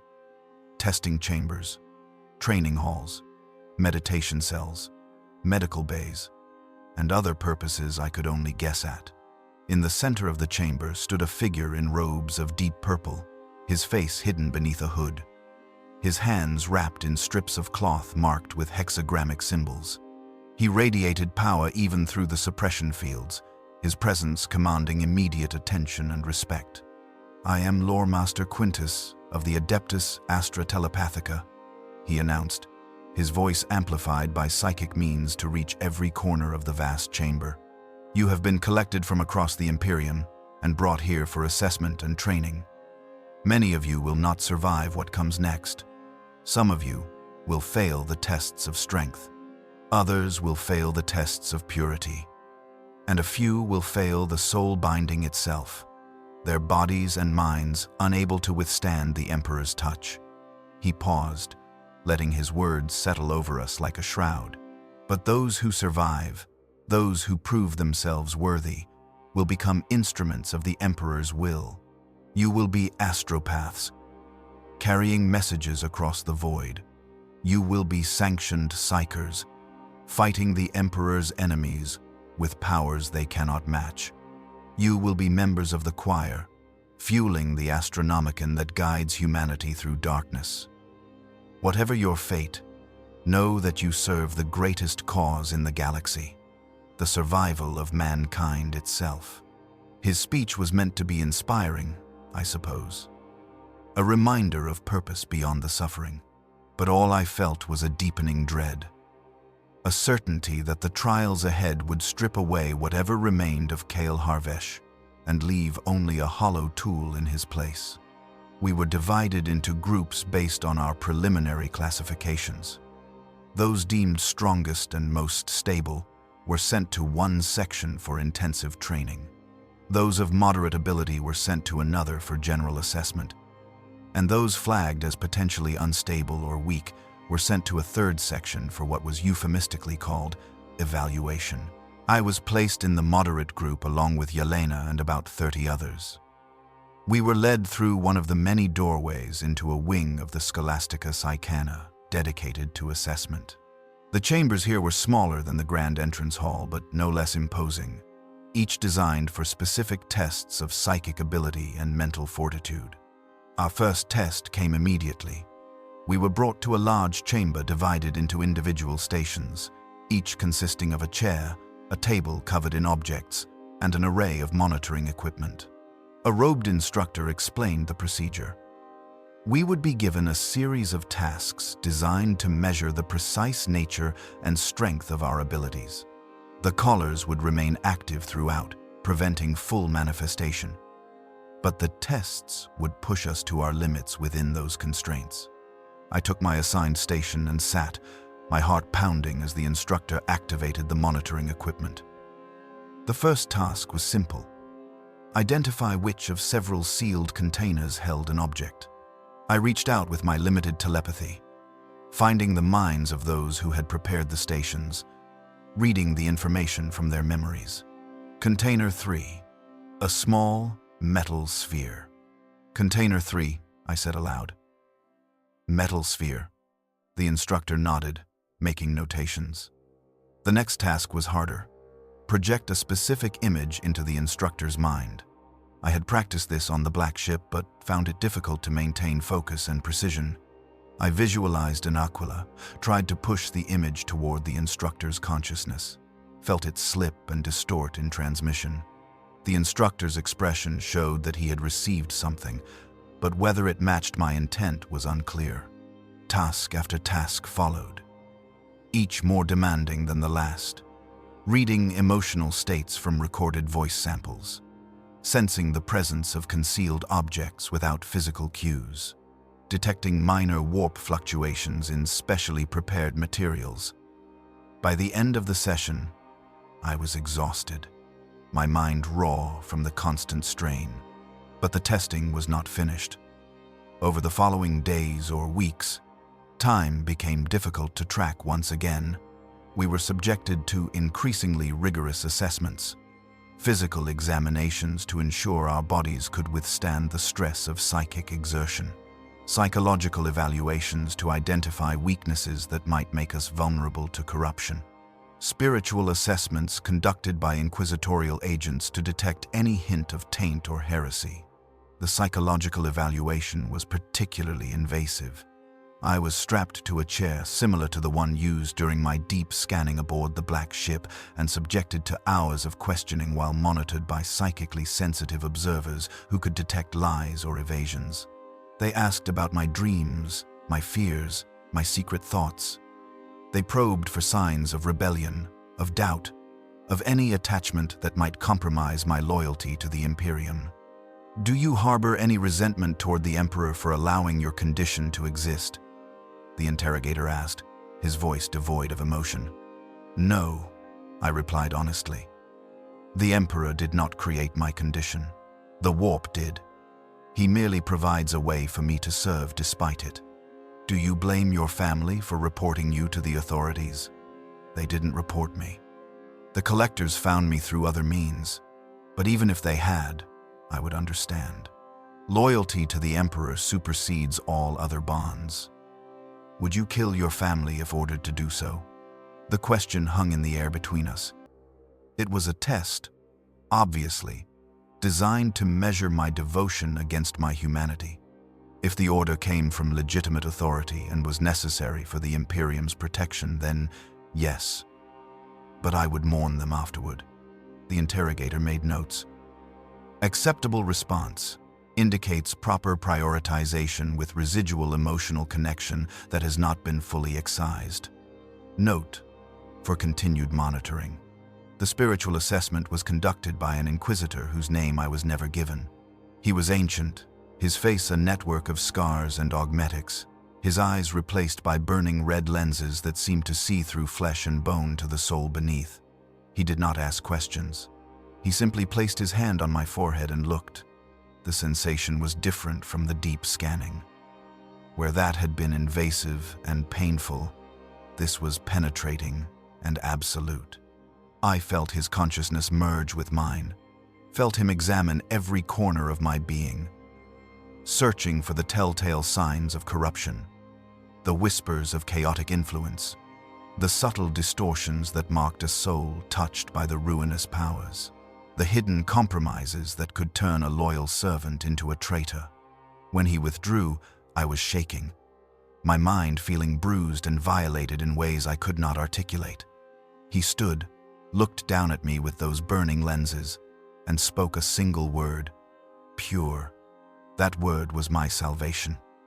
Whatever other failings I might possess, whatever weaknesses of character or deficiencies of power, I had been judged free of chaos taint. I would not be culled for corruption.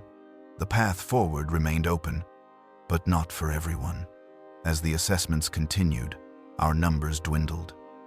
I watched as others from my group were led away and did not return. Some failed the strength tests, their powers too weak or unstable to be useful. Others failed the purity tests, some hidden taint or vulnerability discovered and judged unacceptable. A few simply broke under the psychological pressure, their minds shattering under the weight of constant examination and judgment. Yelena survived the assessments, as did about 20 others from our original group of 30. We had been sorted, tested, and found adequate. The next phase of our journey could begin. Actual training in the use and control of our abilities, preparation for the roles we would eventually fill, and ultimately, the soul-binding ceremony that would transform us forever. The training was brutal in ways different from the testing. Where the assessments had measured what we could do, the training pushed us to exceed those limits. We were taught meditation techniques to maintain mental discipline under stress. We were drilled in the litanies and prayers that focused psychic power and provided protection against warp entities. We were exposed to controlled doses of warp energy and forced to learn how to channel it without being overwhelmed. And we were educated in the nature of our enemy. In a chamber lined with wards so thick the air itself felt solid, we were shown images and recordings of what happened when psychers failed to maintain control. We saw worlds torn apart by demonic incursions triggered by a single moment of weakness. We saw psychers possessed by warp entities, their bodies twisted into monstrous forms as the demons used them as gateways into reality. We saw the aftermath of psychic catastrophes, populations driven mad by uncontrolled manifestations, entire hive cities depopulated by cascading possession. "This is why you are colored," our instructor explained. A sanctioned psyker named Adept Corvus, whose face bore burn scars from a manifestation gone wrong. "This is why we test and train and bind, not out of cruelty, but out of necessity. Every psyker is a potential doorway for chaos. Every use of your power is a risk. You must learn to manage that risk, to control it, or you will be controlled by it." The lesson was reinforced through direct experience. We were brought to a sealed chamber where a failed psyker was confined, a man who had lost control during training and allowed something to possess him. We watched through reinforced glass as he screamed and thrashed, his body contorting in ways that violated human anatomy, his voice speaking words in languages that predated human civilization. And we watched as an inquisitor entered the chamber and destroyed him with a single shot from a bolt pistol, his head exploding in a spray of corrupted matter. "This is mercy," Adept Corvus said as we stood in silence before the blood-spattered glass. "Death is preferable to possession. Always remember that. If you feel yourself losing control, if you sense something trying to break through, you call for the sisters immediately. Better to die clean than live corrupted." The training continued for months. I lost count of how many tests we underwent, how many lessons we endured, how many times we were pushed to the edge of our abilities and told to push further. Some of us improved dramatically, our powers growing stronger and more controlled through practice and discipline. Others plateaued, reaching their maximum potential and advancing no further. A few actually regressed, the stress of training causing their abilities to become less stable rather than more. I found myself in the middle category, my telepathy and empathy growing modestly stronger, my warp sight becoming more precise and controllable. I was not exceptional, but I was adequate. And in the Scholastica Psychena, adequate was enough to survive. Finally, after what I later learned was 8 months of continuous assessment and training, we were informed that the soul-binding ceremony would take place. Those of us destined to become astropaths would be prepared for our transformation. Those selected for other paths, battle psychers, sanctioned telepaths, choir members, would receive different training and conditioning. Of the 43 psychers who had arrived on Terra with me, only 19 remained. The rest had been culled, assigned to lesser duties, or sent to the Astronomicon. Yelena was among the survivors, as was a boy named Corvus, whose precognitive abilities had proven valuable despite their unpredictability, and a girl named Miria, whose telepathic strength exceeded even Davos's from the Black Ship.